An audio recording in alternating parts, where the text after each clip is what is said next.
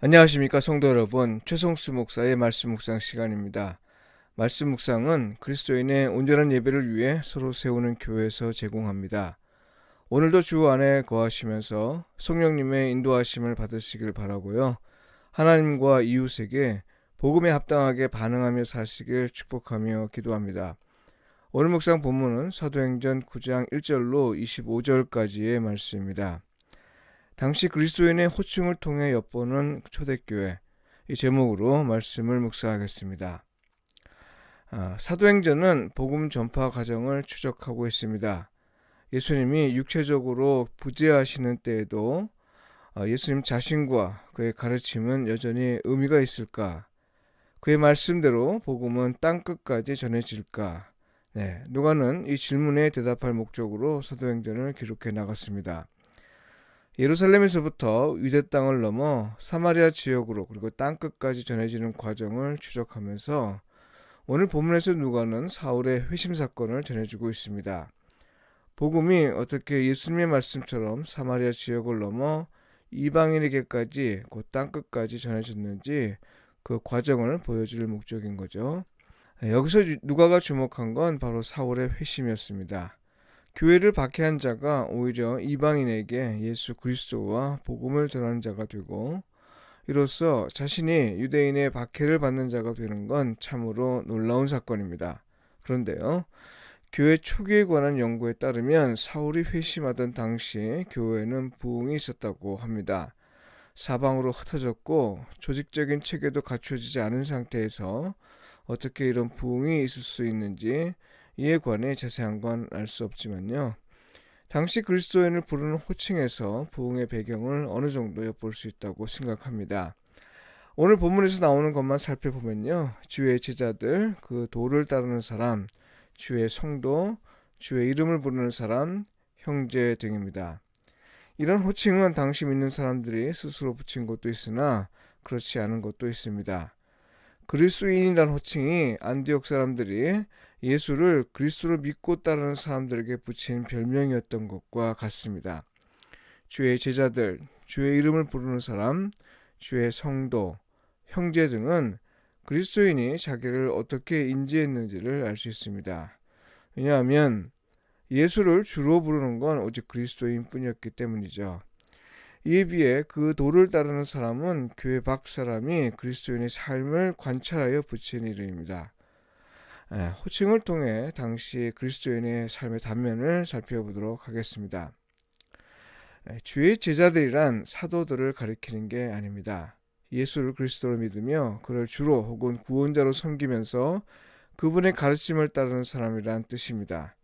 가르침을 따르는 일로 인해 다른 사람들과 확연히 구분되었던 것이죠.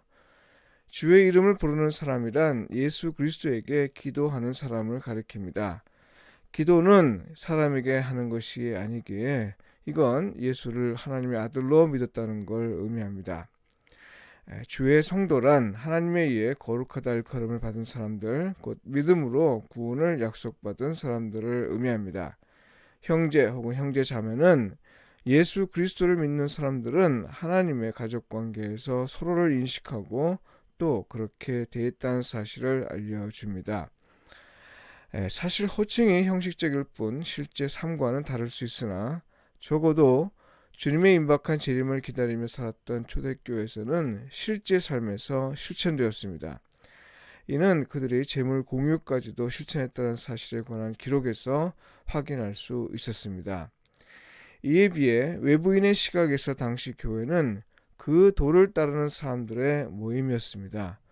회당에서의 모임이 전혀 없진 않았지만 그들은 회당이 아닌 곳에서 주로 가정에서 모임을 가졌습니다. 그 도란 예수 그리스도의 가르침을 의미합니다. 그건 회개의 길이며 새로운 삶의 길이고 새로운 예배의 길이고 예수 그리스도를 따르는 사람이라면 마땅히 걷는 길이고요. 또 그 길은 성령의 인도하심을 받는 삶입니다. 이런 가르침과 실천의 삶을 포괄하는 도는 예수를 믿기 전과 확연히 구분되는 삶의 모습을 실천하게 만드는 원동력이었습니다. 그 도를 따르는 사람이라는 표현이 박해자의 시각에서 표현되었다는 점에서 적지 않은 의미가 있습니다. 나중에 안디옥 교회에서 처음으로 그리스도인이라 불렸다고 했는데요. 이건 예수를 그리스도로 믿는 사람들을 가리켜 말한 것이죠. 그리스도를 신뢰하여 따르며 살았다는 사실에 대한 증언이라 볼 수 있습니다. 그것도 외부인의 증언인 것이죠. 사실 오늘날도 예수님을 믿는 사람에 대한 호칭은 많습니다. 교회에서 그리스도인 자신이 만들어 사용하는 것도 있지만요. 교회 밖에서 만들어진 것도 있습니다. 우리가 솔직히 잘 아는 일이지만 그리스도인이 호칭대로 그렇게 산다고 생각하면 안 되죠. 부끄러운 일이지만 우리는 이름에 부합하는 삶을 살지 못하고 있습니다. 더군다나 교회에 대한 외부인의 비난과 조롱은 가난한 성도, 곧 교회를 안 나가는 성도를 양산해내고 있습니다. 기독교를 까닭없이 비난할 목적이 전혀 없다고 볼 수는 없으나 무엇보다 그리스도인이 비난받을 만한 행동을 통해 자초한 결과라는 점에서 참으로 부끄럽습니다. 대표적인 건 개독교, 위선교, 꼴통 보수주의자, 죽으면 입만 남을 사람 등이죠. 말은 성찬이지만 실제로 행함이 없는 모습을 가리키는 말이 대부분이고요. 예언자적 기능을 포기하고 오히려 기득권 세력과 연합하여 사회 불의의 주체로 전락한 모습을 가리켜 한 말들입니다. 성도 여러분, 호칭을 근거로 당시 그리스도인의 모습을 오늘날의 모습과 대조하여 살펴보았습니다만 우리가 세상에 인정받기 위해 사는 건 아니죠. 그러나 세상에 우리를 어떻게 인지하고 있는지 하는 건 매우 중요한 일입니다. 왜냐하면 예수님의 가르침에는 세상 사람들이 우리에게서 빛과 소금을 경험할 수 있게 하라고 말씀하셨기 때문입니다. 사람들이 우리에게서 선한 행위를 기대하며 사는 것이 당연하다는 말씀이죠. 이런 기대가 작용하기에 욕을 먹게 되면 더욱 크게, 더욱 가혹하게 욕을 먹는 겁니다.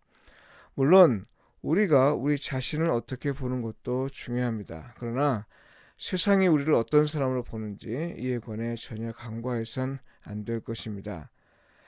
초대교회의 부흥은 교회 밖 사람들이 그리스도인의 교회 밖의 삶을 주목한 결과가 아닐지 싶습니다.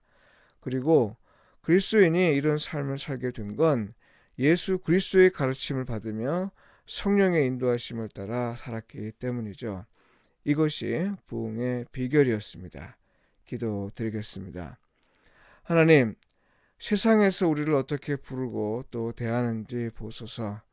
부끄러움이 더욱 커져 이제는 복음을 전하는 일 자체를 부끄러워하는 사람들이 많아졌습니다. 우리를 불쌍히 여기소서. 우리를 빛과 소금으로 불러주셨음에도 부름에 합당한 삶을 살지 못하고 있습니다. 우리에게 힘을 주시어 주의 말씀대로 살 수 있게 하소서. 초대교회의 부흥을 다시 회복하게 하소서. 예수님의 이름으로 기도드립니다. 아멘.